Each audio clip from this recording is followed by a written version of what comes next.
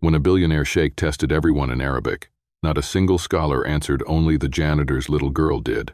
And the whole hall froze. People laughed at her mother, stepped around her like she didn't exist, and called the kid nothing but the maid's daughter. But in a room full of important people, she was the only one who understood the words they feared. This story isn't just about a child speaking a rare language, it's about how the smallest, most overlooked person can flip a room upside down in a single moment. Before we dive into today's story, take a moment to share where you're watching from. We love seeing how our stories bring people together from every corner of the world. Don't forget to hit that subscribe button and turn on notifications so you never miss a new story. Now, settle in, get comfortable, and maybe grab your favorite drink because this is a tale you won't want to miss. Let's get started.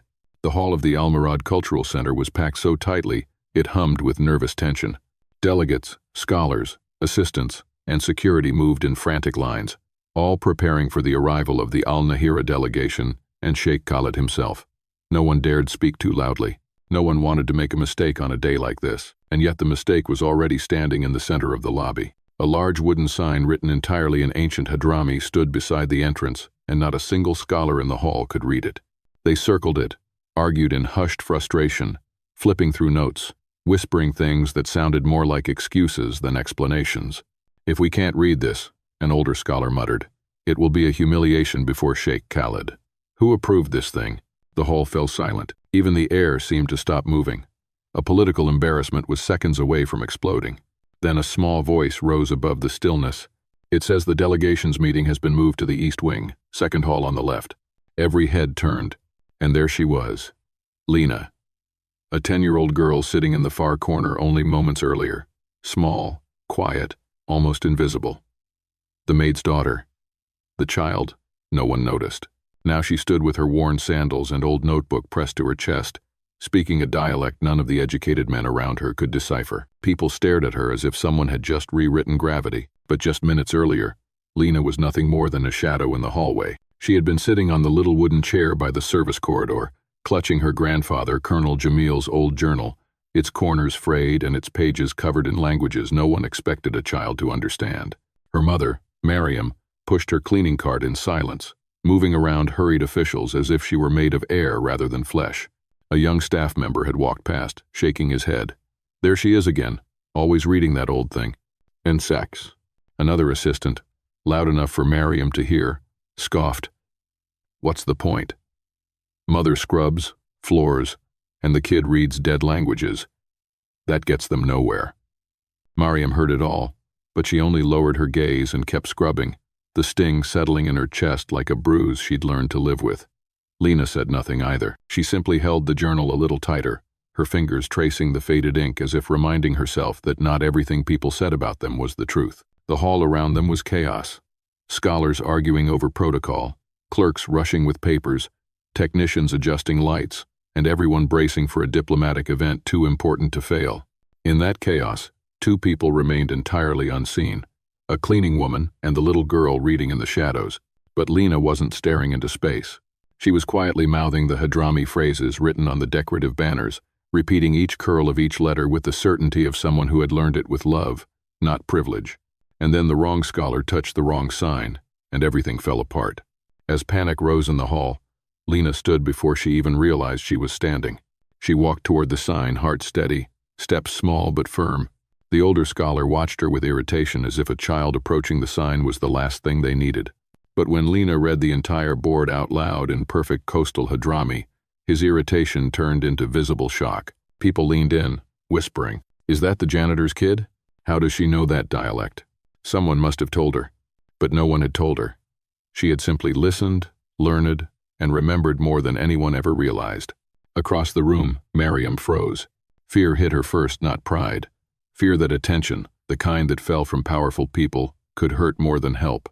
She started forward, but her legs felt heavy, as if her body knew this moment was bigger than anything she could stop. Up on the second-floor balcony, Sheikh Khalid himself was walking toward the stairs with his advisors when he heard the child's voice. He paused mid-step. His head turned slowly as he looked down at the small girl speaking an ancient dialect with flawless cadence. His expression did not change, but his eyes narrowed, sharp, and calculating. Beside him, his advisor Nadir noticed the shift. "Your Excellency?" Sheikh Khalid didn't answer. He only watched the girl, studying the way she held the book, the steadiness in her voice, and the strange, unshakable calm for someone so small. Below, Lena didn't even know she'd been noticed. She only knew the hall was silent, everyone staring at her, and her mother's trembling hand was pressed over her heart. Sheikh Khalid finally murmured, more to himself than anyone else. A child solved what scholars could not. His gaze lingered on Lena long after she stopped speaking, long enough for a single truth to settle into the bones of the moment. This child had just changed the course of the entire day, and she had no idea. The hall had barely recovered from the shock when a quiet presence moved through the crowd, parting it without effort. Nadir Rashdan, the trusted advisor of Sheikh Khalid, walked straight toward the little girl who still stood in front of the Hadrami sign. He knelt slightly so their eyes were level. "You spoke Hadrami, is that correct?" Lena nodded once, calm as ever, her fingers still curled around her grandfather's journal. The people around them drew back, unsure whether they were witnessing trouble or something more dangerous interest from power. Mariam rushed forward, instinctively placing her hands on Lena's shoulders. "Please, sir. She didn't mean to cause anything, she just—" "It's all right," Nadir said gently, though his voice carried the authority of someone used to being obeyed. "No one here is angry." But the way the hall went silent told another story. Everyone was watching, and everyone cared. Nadir held out a hand. "May I see the book you're holding?" Lena hesitated only long enough to glance at her mother before placing the journal into his palm. He opened it, expecting childish scribbles. Instead, he froze. Greek, Phoenician, Old Hadrami, notations in multiple scripts, all intertwined. This wasn't a book for a child. It wasn't even a book for most scholars. "Who taught you to read this?" he asked quietly. "My grandfather," Lena said. "Colonel Jamil, M." The name hit harder than any answer. Several people around them exchanged startled glances. Nadir looked back at the girl, stunned. Colonel Jamil wasn't a forgotten nobody. He was a man whose service record whispered stories most people never heard completely. "How many languages do you know, Lena?" She didn't brag, didn't hesitate. 8. The word struck like a spark against dry wood. Conversations stopped mid-sentence. Someone gasped. Another whispered, "Impossible." Mariam's throat tightened. She knew Lena wasn't lying, but she also knew the world didn't always reward truth. Nadir stood upright, a decision crystallizing in his expression. "Sheikh Khalid wants to meet you." It wasn't a question. Mariam stepped forward, alarm rising. "Sir, she's only a child. Please let us go home. She didn't do anything wrong." Nadir's reply was soft, but unbreakable. "We are not here because she did something wrong. We are here because no one else in this building could do what she just did." Mariam's breath caught. She didn't move. She couldn't. Lena reached for her mother's hand. "It's okay, Mama." Nadir extended his hand to guide her. "Come." The crowd instinctively split apart, forming a narrow path as Nadir escorted Lena toward the grand staircase. Conversations died as she passed. Every step she took felt heavier, climbing toward a world carved from polished stone and quiet authority. The upper floor was a different universe, thick carpets, golden lights, silence that carried weight. Mariam followed behind, feeling out of place, small, terrified, but unable to let go of her daughter's hand. Lena, however, walked with quiet curiosity, absorbing everything without fear. They stopped before a massive door guarded by two stern men who stared at Lena as if they couldn't understand what a child was doing there. Nadir pushed the door open, and warm white light spilled across the marble floor. Lena stepped inside. Every advisor, scholar, and official at the long table turned to look at her. The room fell absolutely silent, and from the head of the table, Sheikh Khalid rose to his feet, leaning lightly on his carved cane as he studied the child who had disrupted an entire diplomatic morning. "I hear," he said, voice low and unreadable, "that you have something I should see." "And?" Lena lifted her chin, meeting his gaze for the first time, and the door behind her closed, sealing her fate. The moment Lena entered the council chamber, the room fell into an unnatural stillness. The marble floor echoed beneath her worn sandals, each step sounding far too loud for someone so small. At the head of the long wooden table stood Sheikh Khalid, his face half lit by the warm glow of the overhead lamps, the carved cane in his hand grounding him like a pillar of authority. No one in this room expected a child, much less one from the cleaning staff, to be escorted here. His voice cut through the silence. "You are the one who translated the sign downstairs?" Lena nodded, her expression steady, almost serene. Her calmness unsettled the adults around her more than anything else. Children were supposed to be intimidated by power, not walk straight into its center without blinking. A middle-aged scholar abruptly stood up, adjusting his glasses with clipped irritation. If she truly knows Hadrami, let her read this. He pulled out a small parchment covered in ancient characters, Hadrami mixed with old Phoenician symbols, something even seasoned researchers struggled to decode. He handed it to Lena, likely expecting her to freeze or fumble, but she didn't. She took a breath, traced the letters with her eyes, and began reading with the smooth cadence of someone who grew up hearing the dialect, not studying it in books. The scholar's face slackened in disbelief. Around him, whispers rose. She's not guessing. That's real pronunciation. She's a child. How? Still, one advisor muttered under his breath, refusing to believe it. Maybe someone taught her to repeat it. Children mimic well. Lena remained silent, her gaze fixed on the paper. She wasn't performing. She was simply reading. Sheikh Khalid stepped closer. Who taught you this language? My grandfather, Lena replied softly. Colonel Jamil al-Hadid. A ripple moved through the room. Several men exchanged startled looks, and a gray-haired advisor whispered, almost to himself, Jamil, he served on the southern border. That man knew every tongue along the old trade routes. Mariam lowered her head, as if the weight of that name had suddenly become too heavy to hold. She never expected anyone to remember him, let alone react with reverence, but the shift was unmistakable. Suspicion slowly gave way to reluctant respect. Sheikh Khalid didn't say anything at first. He studied Lena with eyes that didn't miss anything, the quiet posture, the confidence that wasn't forced, the echo of a man he once knew through reputation. Then, he lifted a map from the wall, an older one covered in Greek inscriptions. Translate this. Lena stepped forward, tracing the faded ink with her eyes. Her voice rang out clear as she read line after line, breaking down the grammar, the context, the reason certain words were chosen. She spoke as though she'd spent all her life inside every language she touched. One young advisor scoffed, though the tremble in his voice betrayed him. It still means nothing. Children memorize things. They don't understand them. Sheikh Khalid gave him a small, unreadable smile. Then let us test her understanding. Before the advisor could respond, a staff member burst into the chamber, breathless. Your Excellency, the Al-Nahira delegation has arrived early. They request the meeting begin at once. And we have no translator. None of the scholars can understand their dialect. Immediate panic followed. Chairs scraped, papers rustled. A scholar muttered, We can't start without an interpreter. This will be a disaster. But Sheikh Khalid did not panic. He folded his arms, eyes drifting toward Lena. The room followed his gaze, and suddenly every heartbeat seemed to echo. No one dared to say it out loud. No one except the man whose word could move nations. He stepped forward, stopping inches from Lena. His voice was lower now, carrying a weight that demanded truth. Would you help us today? Mariam cried out before anyone else could breathe. No, she's just a child. She shouldn't be dragged into this. Sheikh Khalid looked at her gently, yet firmly. She is a child, yes. That is why she does not fear the things that terrify grown men. He turned back to Lena. What do you say? Lena's eyes lifted, full of quiet certainty. I can help. The council chamber fell completely silent as Nadir approached, motioning her toward the door. Lena placed her small hand in his, and the two of them stepped out. A child barefoot in courage heading toward a diplomatic battlefield no adult dared to walk alone. The door to the Al-Nahira delegation room was shut tight, and the men inside were growing restless. Their sharp gazes and stiff postures revealed everything.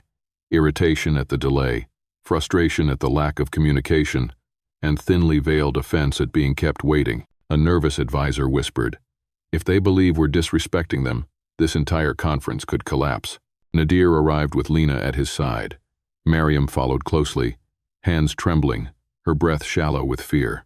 The hallway was silent except for the slow, rhythmic click of Nadir's shoes. Every person watching understood something extraordinary was about to happen or go terribly wrong. Lena stood before the sealed door, her small frame dwarfed by it. Behind that door were men expecting scholars, not a 10-year-old girl in simple clothes. What happens if she freezes? Someone murmured. What happens if she doesn't? Another whispered. The door opened. 4 representatives from Al-Nahira looked up, taken aback at the sight of her. Their leader stood, eyebrows knitting together. A child? Are you insulting us? Before anyone else could answer, Sheikh Khalid entered, his presence commanding immediate respect. She is not a joke, he said quietly. Give her one chance. A tense silence followed. The delegation exchanged glances, half disbelief, half intrigue. Finally, the leader nodded. "Very well. Let us see." "And see." He spoke a long passage in ancient Hadrami, his cadence sharp, his words full of layered idioms meant to corner any translator unfamiliar with the dialect's deeper roots. Lena listened with her eyes half closed, absorbing each word. Then she translated, not only accurately, but with the exact coastal intonation that people from that region spent their lifetimes perfecting. The men from Al-Nahira froze. "That is the correct accent," one murmured. "That is impossible," another said. "Who taught you this?" the leader demanded. "My grandfather," Lena replied softly. "I learned the rest from his journal." One of the men narrowed his eyes. "A child does not learn like that." Lena didn't argue. She didn't need to. So they tested her again. This time with a proverb so specific, so tied to old fishermen from the northern coast, that even some natives struggled with its meaning. Lena translated it effortlessly, then explained its historical usage and how the phrase changed tone depending on the social setting. Silence swept the room. Scholars standing along the wall exchanged stunned looks. One even dropped his pen. Miriam, standing behind the doorframe, covered her mouth with a shaking hand. Pride and fear mixed inside her until she could hardly breathe. The atmosphere shifted completely. What began as skepticism now turned into a reluctant awe. Finally, the leader of the delegation rose. "We accept her as the translator." A collective exhale filled the room. The meeting proceeded, and with each sentence Lena translated, the tension eased. Discussions that should have collapsed instead flowed steadily. Agreements were reached. Misunderstandings were prevented. And all because a child, one the world ignored, stepped forward when grown men faltered. By the time the meeting ended, the delegation members were watching Lena with a respect so genuine it softened their stern expressions. Outside, whispers raced through the building like wildfire. The cleaner's daughter saved the entire conference. She translated what none of us could. "Did you hear her accent? Perfect Hadrami." Lena didn't hear any of it. She walked out holding her grandfather's old journal, her mother's arms wrapping around her with trembling relief. Sheikh Khalid turned away, but his voice drifted to Nadir. "Bring her to me again. Today." A door had opened for Lena, wide, bright, and dangerous. And this time she would not walk through it unseen. Word spread through the Al-Murad Cultural Center so fast it felt like the walls themselves were whispering. By noon, every hallway, staircase, and office echoed with the same sentence. The Hadrami interpreter was a child. People who had walked past Mariam for years without noticing her now stumbled over their own steps when they saw her. Some looked embarrassed. Others forced smiles that didn't reach their eyes. And Lena, walking beside her mother with quiet poise, didn't seem to realize the building had shifted its entire orbit around her. Nadir approached them with purpose, his expression unreadable. "Sheikh Khalid would like to see you both." Immediately, his tone held no threat, but Mariam felt the weight of every eye watching them as he spoke. Admiration was there, yes, but so was something sharper, jealousy, suspicion, curiosity, that bordered on invasive. They walked the same path as earlier, but this time people stepped aside respectfully, some even nodding at Lena as if greeting someone of far higher rank. Upstairs, the atmosphere changed again. No more whispers, no more wide eyes, only focused silence. Sheikh Khalid waited at the entrance of a large chamber, hands clasped behind his back, observing Lena with the attention of a man evaluating a priceless artifact. When they entered, he asked Lena how she learned to understand languages so quickly. The room softened as she spoke about her grandfather, about evenings spent in a cramped room with books older than both of them, about nights when Mariam stitched torn clothes while listening to lessons she barely understood. None of them expected the child's brilliance to come from hardship instead of privilege, and that truth disarmed them more than her talent. A scholar stepped forward, still holding on to a final thread of doubt. "With your permission, Your Excellency, I would like to test her once more." Without waiting for approval, he opened a document written in a convoluted form of Greek, meant to trap translators. He pushed it gently toward Lena, almost apologetically now. She scanned the page, brow slightly furrowed, then read the passage in flawless Greek, her explanation cutting through the complexity like a blade. When she finished, she paused and pointed to a small, nearly invisible error in the text, a copying mistake even the scholar had missed. The room stilled. Respect replaced skepticism. Even those who wanted to dislike her couldn't deny what they had seen. Sheikh Khalid stepped forward. His voice was steady but filled with a kind of gravity that made every hair on Maryam's arms rise. From this day forward, Lina Al-Hadid is recognized as a linguistic talent of Al-Murad. She will receive a full scholarship, unrestricted access to the historical archives, and a private mentor. The words landed like light breaking through clouds. Maryam felt her knees weaken. For a moment she thought she might fall. But then Lina's hand found hers small, warm, steadying. When the room erupted into applause, Lina didn't flinch. She simply bowed her head politely, the way her grandfather had taught her long ago. But Maryam saw beyond the applause. She caught 2 or 3 pairs of eyes across the room, calculating, assessing, not celebrating. People who were not clapping out of admiration, but out of obligation. And in that fleeting moment, Maryam understood something she hadn't before. Recognition was a light, but every light cast a shadow. The applause had barely faded when the heavy doors swung open with a thud that cut the room in half. Minister Fahim al-Qadir stepped inside. His reputation always entered before he did. Strict, cold, impossible to sway. Conversations died instantly. No one dared move, and Lina instinctively stepped closer to her mother as his gaze swept across the room like a searchlight. He addressed Sheikh Khalid with a voice sharp enough to scratch stone. "I hear we are celebrating a child, a janitor's child no less. Tell me, Your Excellency, what exactly is happening here?" The room tightened around his words. Maryam gripped Lina's hand until her fingers trembled, wishing she could somehow shield her daughter from a man like Fahim. But Sheikh Khalid answered with calm certainty. "See for yourself." Fahim didn't sit. He didn't smile. He simply placed a stack of documents on the table, the most complex trade manuscripts from the Eastern Council, infamous even among seasoned experts. "This," he said, tapping the papers, "has confounded scholars for months. If the child is truly what everyone claims, she will read it. And if she misinterprets even one nuance, the matter ends here." Several advisors quietly shifted, refusing to meet his eyes. Not one of them dared to pick up the documents themselves. But Lina did. She held the pages as though they were another set of notes from her grandfather, familiar, almost comforting. She studied them for a long moment, tracing the foreign structures, the intertwined idioms, the buried implications beneath the formal sentences. Then she began to speak. Her voice was calm, steady. She didn't just translate. She peeled back the layers, explained the historical trade tensions behind certain lines, clarified metaphors that had confused adults for months, and corrected assumptions that had led to the document's previous misinterpretations. The impact was silent but violent. Scholars stared. One advisor swallowed hard. Someone in the back muttered, "This is beyond talent." Fahim, however, remained expressionless. He took the translated document from Lina and sat down for the first time, reading it line by line. The room held its breath as he examined every word she had spoken, almost daring her to have erred. Minute passed. Then he exhaled a quiet, defeated breath. "I was wrong about this child." No applause followed. No cheers.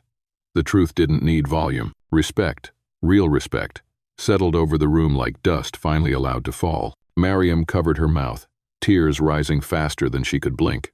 Lina stood quietly, clutching her grandfather's journal as if sharing the moment with him.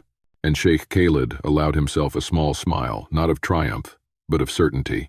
When Fahim finally looked up, his voice carried a weight the room didn't dare challenge. "This girl is extraordinary." Silence followed, not empty, but full. And in that silence, Lina lifted the journal slightly, her whisper barely audible. "Grandfather, I kept my promise." The chapter closed with that image. A small girl holding a legacy that no one had expected to rise again, standing in the center of a room full of men who now understood they were witnessing something rare, something that could no longer be ignored. The news of Lina surpassing Minister Fahim spread through the Al-Murad Cultural Center with the force of a small earthquake. Within minutes, every hallway buzzed with whispers that carried equal parts disbelief and awe. People who had ignored her only hours ago now tracked her every step as she and Maryam walked out of the council chamber. The looks weren't cruel the way they used to be, but they weren't warm either. They were sharp, stunned, filled with a curiosity that made Maryam's heart tighten in her chest. As they moved through the lobby, a group of staff members who once snickered at Maryam pressed themselves aside, offering hesitant nods. Scholars who had dismissed Lina earlier now spoke of her with a strange mix of respect and fear, as if she was a puzzle they weren't prepared to solve.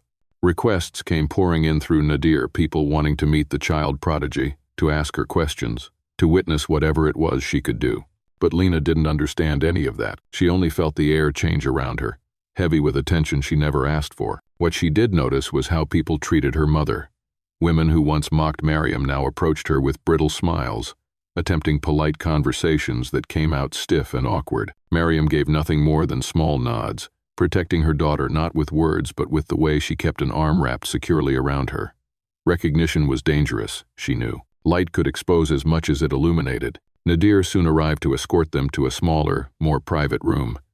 The change in space was immediate, quieter, calmer, lacking the frantic energy of earlier. Sheikh Khalid stood by the tall window, his back straight, hands clasped behind him as he stared out at the courtyard below. He looked like a man weighing something far heavier than a child's talent. When he finally turned, his eyes held a depth that made Lena straighten instinctively. "You saved a meeting that grown men failed to manage," he said, not with admiration alone, but with deliberation. He wanted to understand her, not to flatter her. He asked again about her grandfather, about how she learned, what he taught, why she understood languages the way she did. Lena answered with quiet honesty, explaining late nights under dim lights, the worn pages of Colonel Jamil's journal, the voice that guided her through alphabets older than their country. The room softened, but a gravity remained. Her brilliance wasn't gifted, it had been carved out of hardship. Sheikh Khalid listened carefully, then stepped forward. "We will begin specialized training for you immediately. You have something that must be developed, not displayed." Miriam's breath quivered. She was grateful, overwhelmed, and terrified all at once. Only she heard the tremble in the Sheikh's final words. "Talent needs light, but light always asks for a price." Lena stood close to her mother as they were dismissed. The hallway outside glowed with the muted gold of a fading afternoon, long shadows stretching across the floor. Lena squeezed Miriam's hand, sensing a shift she couldn't name. Miriam looked around and caught it clearly hidden behind polite smiles, her eyes filled with envy, calculation, and something darker. For the first time, she wondered if stepping into the light meant also stepping into danger. The next morning felt different from every morning before. Lena walked beside her mother up the long staircase to the scholars' floor, but today she carried a new title, the girl personally chosen by Sheikh Khalid. People looked at her differently now. Not as a child from the service corridors, not as a curiosity, but as someone who belonged somewhere she had never been allowed to step foot. Miriam sensed the shift more sharply. With every step, the world Lena was being pulled into seemed to grow farther and farther from the world they came from. And yet, there was no way back, only forward. Inside the meeting room, scholars and advisors waited, their expressions poised somewhere between expectation and discomfort. Today wasn't about testing Lena's talent anymore, it was about deciding whether she could work under the immense pressure of real responsibility. They presented complex passages, linguistic puzzles, and historical nuances, trying to see if she truly understood or merely repeated things she had memorized. Lena didn't rush. She listened, eyes steady, hands clasped behind her back. Her answers were clean, precise, and delivered with the confidence of someone who cared more about clarity than impressing anyone. Every time she spoke, the room shifted. Some scholars softened, genuinely impressed. Others stiffened, uncomfortable with being outperformed by a child barely tall enough to reach their desks. From where she stood in the back, Miriam saw everything, the admiration, the discomfort, the jealousy. It hit her for the first time that Lena's greatest gift could also be her greatest danger. Being exceptional made her visible, but visibility came with shadows waiting at the edges. The meeting was interrupted when a frantic secretary rushed in, holding a message from a northern delegation. The translation was inconsistent, written in an archaic structure that confused every scholar who touched it. Arguments broke out immediately, loud, frustrated, ego-driven. No one could agree on the meaning. Then Sheikh Khalid looked at Lena. He didn't need to say a word. She stepped forward, read the document, and within minutes isolated the issue. The writer had used a rare ceremonial form reserved only for ancient rituals, not politics. A detail so small and so old that most scholars had forgotten it existed. Her explanation was sharp, simple, and irrefutable. The room fell into stunned quiet. For the third time in 2 days, Lena solved a problem the adults could not. Some scholars approached her afterward, humbled and sincere in their gratitude, but others walked out stiffly, refusing to acknowledge her. Nadir watched them go, understanding exactly what their silence meant. Lena's climb upward was gathering both allies and enemies. As the meeting ended, Sheikh Khalid addressed the room with a clarity that left no room for dispute. From today forward, Lena will enter a specialized mentorship program under the council's highest authority. A ripple of approval moved across the room, but Mariam felt something else, a tightening in her chest, a reminder that extraordinary paths were never simple ones. When the doors opened, Lena found herself standing before the entrance of the ancient library. Golden light spilled from inside, bathing her face in a warm, inviting glow. It felt like another world calling her in one full of secrets, knowledge, and the future she never expected. But Mariam, watching her daughter's silhouette in that light, sensed the truth beneath the beauty. New doors were opening, but every new door came with a price. For 2 days, the momentum had been moving entirely in Lena's favor. She had solved every puzzle thrown at her, silenced every skeptic, and won the admiration of people who had once ignored her existence. It seemed inevitable that the council would finalize their recognition of her until the chamber doors burst open. Minister Fahim al-Qadir strode in, his expression shadowed and unreadable. His presence sucked the air right out of the room. Conversations died mid-sentence. Even the scholars who had warmed to Lena suddenly looked uncertain, as if bracing for something they weren't ready to confront. Fahim didn't look at Lena, his eyes locked on Sheikh Khalid. "Tell me," he began, voice low yet razor-sharp, "is this what we've become? Elevating a child above the scholars we've spent decades training?" A ripple passed through the chamber, guilt for some, satisfaction for others. The ones who resented Lena's rising place watched Fahim with something disturbingly close to relief. Someone, finally, was saying what they were too cowardly to admit. Mariam felt Lena shift closer behind her. Fahim's tone carried a coldness she'd never heard before, and it chilled her to the bone. Lena was talented, but talent had no shield against men like him. Without waiting for permission, Fahim dropped a thick stack of old documents onto the table. They landed with a heavy thud. These come from the Eastern Trade Council, a mixture of Hadrami, Mizraic, and Gulf mercantile scripts. No one has been able to produce a clean translation. If this girl is truly what you claim, let her prove it. But if she fails, this ends. No one spoke. No one even breathed wrong. Lena stepped forward, hand steady, not because she wasn't afraid, but because she'd faced difficulty before nights studying by dim light, mornings waking to find her mother exhausted from working double shifts, lessons whispered by her grandfather until his voice faded into memory. She took the document as if it weighed nothing. Closing her eyes for a moment, she breathed in, and for a second it felt like Colonel Jamil was standing beside her again, murmuring the first lines of an old script. Then she opened her eyes and began. Her voice cut through the tension like a thread of clarity.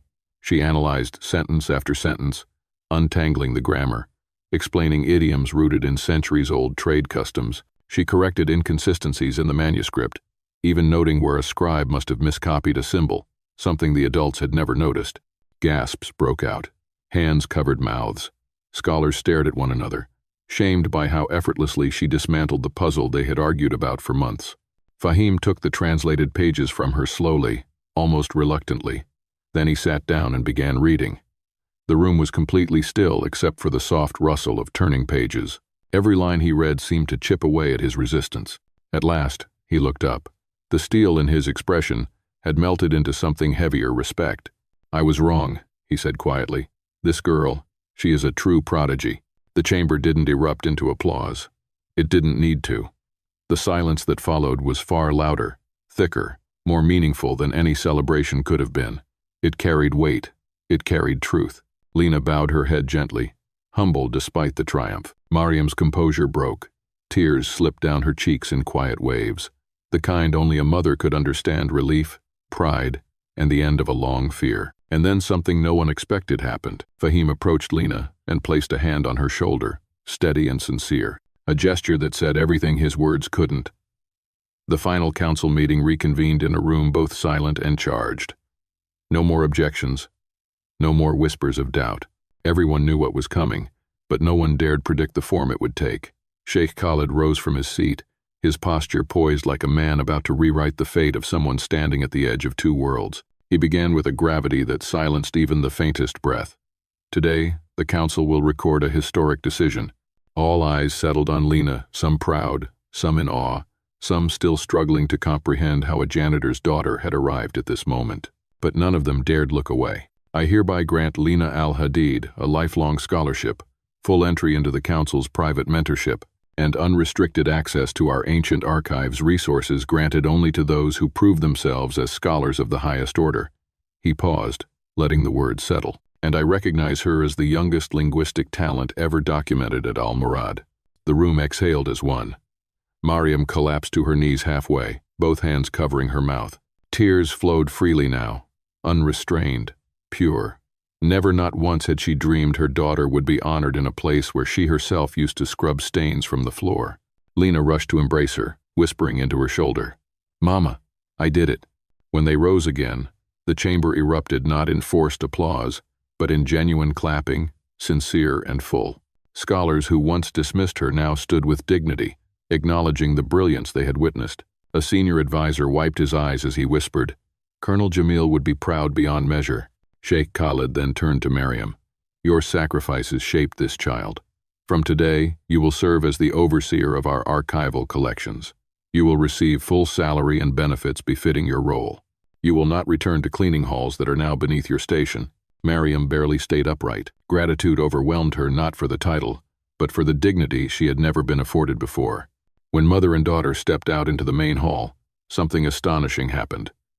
People moved aside instinctively, forming a natural path for them to walk through. No more disdain. No more whispers. Only respect. For the first time, Lena didn't feel like she was passing through a place that didn't want her. She felt seen. She felt welcomed. She felt like she finally belonged somewhere. Back home, their small house felt different, as if the walls themselves had brightened. Lena placed her grandfather's journal gently on the table, smoothing the worn cover with reverence. Mariam rested her hand over her daughter's, their fingers intertwined in quiet gratitude. Lena walked to the window. Sunlight washed over her face, warm and steady. She let it settle into her skin, into her breath, into her heart. From a corner of the dark, she whispered, "A light has finally been lit." Oh, and this time, nothing and no one could dim it. Sometimes life reminds us that the world doesn't only change through grand gestures or perfect circumstances. Sometimes it changes because someone quietly kept trying, even when no one was watching. It's a small truth, but a powerful one. You don't have to come from much to become something meaningful. You just have to keep walking, keep learning, and keep holding on to the light you already carry. If you felt even a little spark of hope from this story, tell me where you're listening from right now. Maybe it's late at night, maybe it's a rainy afternoon, or maybe you're just taking a quiet moment for yourself. I'd love to hear it. And if you'd like more stories that lift your heart in the same way, feel free to subscribe. We'll keep sharing these journeys together.